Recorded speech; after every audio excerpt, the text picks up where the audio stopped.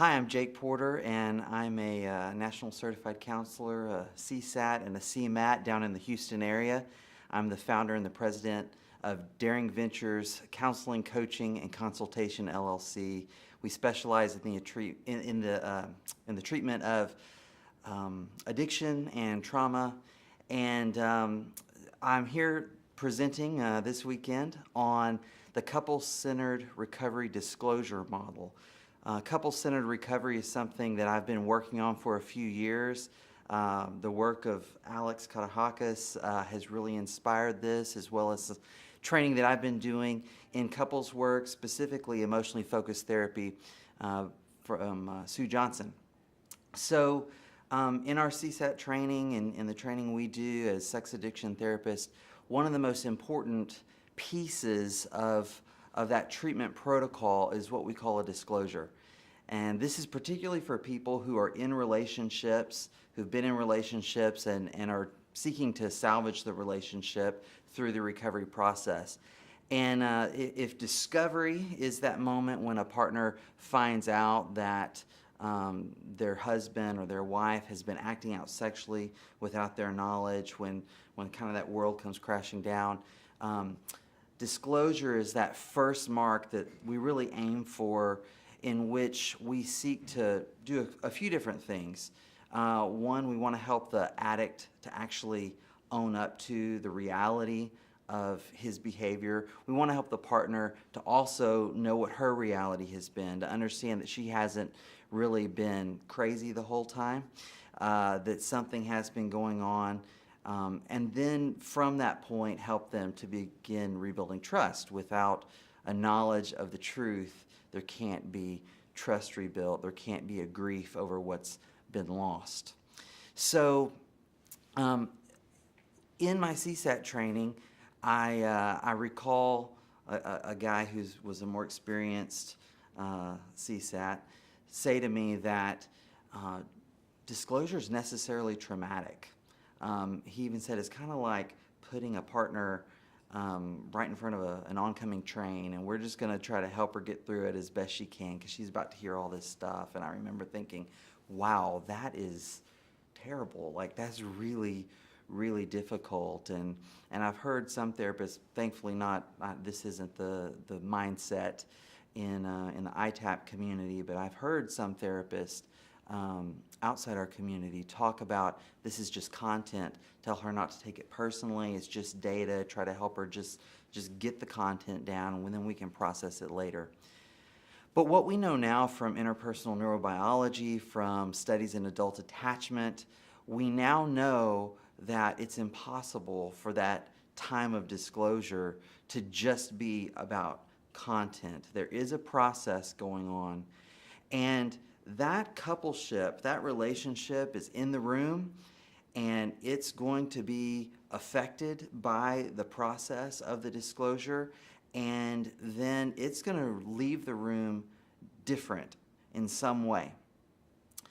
We know from attachment studies that all of us have these internal working models of self and other, these automatic scripts and templates that certain cues in the environment or in relationships will activate, and then we begin to interpret all of the incoming data through those lenses and fit them into those molds, those templates, and then act out those pre-existing scripts.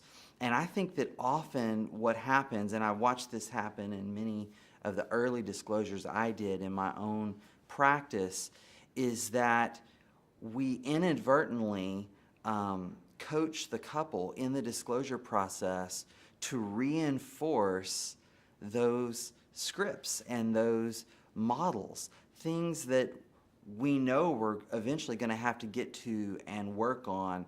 And if we just talk about getting the information there, and if we just try to bring in the addict and bring in the partner, and if the goal, if the bar is set at the level of, hey, as long as there aren't any major blow-ups and it doesn't erupt into physical violence, and he gets through the whole disclosure and it gets read, and she gets her questions answered, then check, we've done it. If that's where the bar is, I feel like we're really missing an opportunity. So in couple-centered recovery, we really put the dyad, we put the relationship in the center. We understand now that addiction is very often an attachment disorder at its root, and that we need healthy connections, we need secure attachments in order to overcome addiction.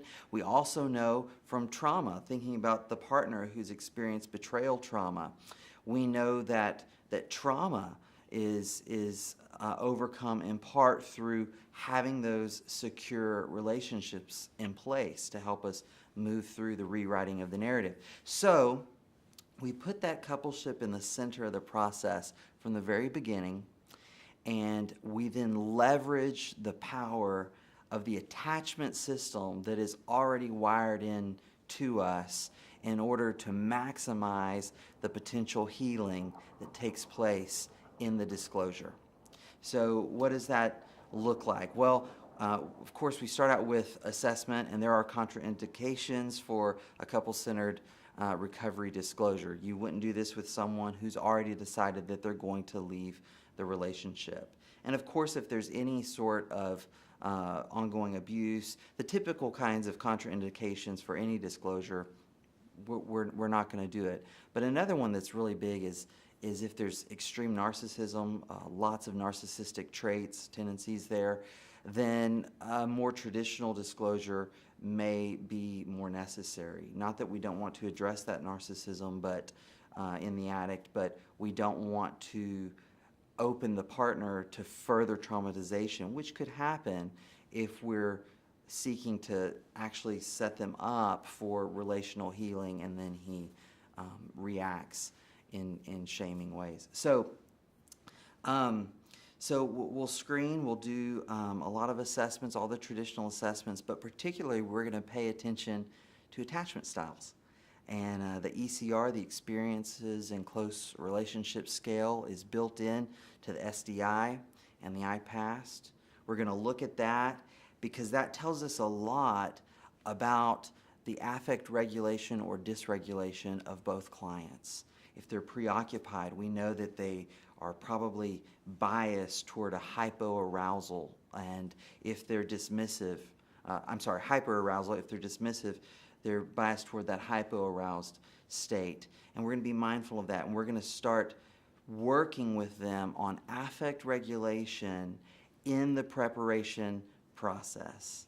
So, for example, with the addict, as we're helping him write that timeline of all his acting out behavior, we're going to be tracking with him. We're going to use our own bodies. This is looking at a lot of Alex's work and her psychobiological approach to sex addiction treatment, utilizing a lot of that body-to-body, right brain to right brain connection, so that that preparation process is actually an opportunity to prepare him to show up, to be emotionally present, to be grounded. We're going to be looking for when his shame gets triggered in the timeline and then also in his formal written disclosure.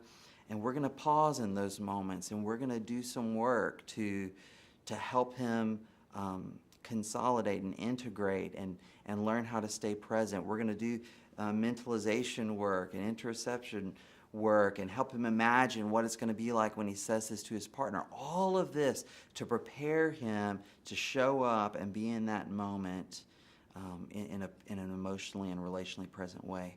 For the partner, as she's working on her clarifying questions, the things she's going to want to ask the addict to be truthful about, whether this is going to involve a polygraph or not, those questions are fertile ground for us to explore the underlying anxieties and attachment wounds of the partner. So diving into those questions, not making it just about getting that list and getting those questions focused, but getting to the bottom of them. What's the need there? Helping her process that. That's not only going to help her with the questions themselves, it's going to help her remain grounded, to not go into states of hyperarousal during the actual disclosure. We're going to work with her on that, teaching her basic breathing and grounding skills and techniques all through that preparation process. All of this so that on the day of the disclosure, when they walk in, we actually take the time to establish an emotional connection. Of course, there's pain, of course, there's fear, and of course, the therapist, for both the addict and the partner or a couples therapist, if he or she's present, we're going to be lending our security to them as they take this brave step to actually come together and be connected emotionally, which just means to feel one another's presence during the disclosure process. And here's what this does. For partners, so often, that deep underlying attachment issue is that they haven't been seen, they haven't been heard, they haven't been chosen, they haven't known their place because they haven't seen like their husband, their partner has really seen and valued them in the relationship. Well, when he reads his disclosure and is present for it, when she feels him present, seeing her, feeling his disclosure, this is a knowing that goes beyond words. It begins to open up and allow those working models and those scripts about how this particular relationship goes to begin to transform and change and shift. The same thing for the addict, who we know those core beliefs of addicts. If anyone ever really knew me, how could they love me? You know, those sorts of things. Well, here he is. He's owning his stuff. He's putting his deepest secrets out there. And yes, it's causing pain. And yes, there may even be anger. But she's there and she feels him, and he doesn't go into his shame experience or his dissociation. And it's overcoming, again, that model and that script. And so there's really this beautiful moment of mutual healing for each of them individually, but also a taste of something different in the relationship. Now, it's not magical, and we tell clients this, that there's a long way to go. We take the couple-centered recovery process into the emotional impact letters and emotional restitution letters that each write, and there, rather than just having partners think about the different sort of categories of life, physical, medical, relational, educational, areas of impact, we help her really go down deep and frame all of that in a way that she's expressing her deepest attachment wounds. And then as he hears that, and again, we're working with him to stay emotionally present, he hears that, she feels seen and heard at a deeper level.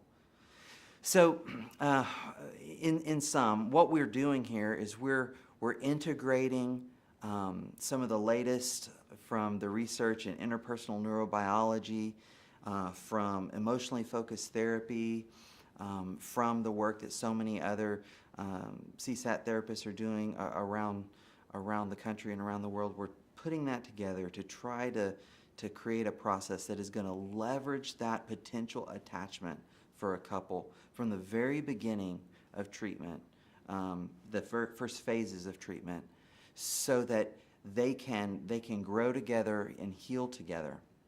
If you'd like to know more, we would love to talk with you about that at Daring Ventures. You can find us online at daringventures.com. You can call our offices at 855-602-2554. You can email me, jake@daringventures.com. We're excited to keep learning, to learn with you, to learn from you, and to help couples put their relationships back together after being traumatized by sex addiction. Thank you.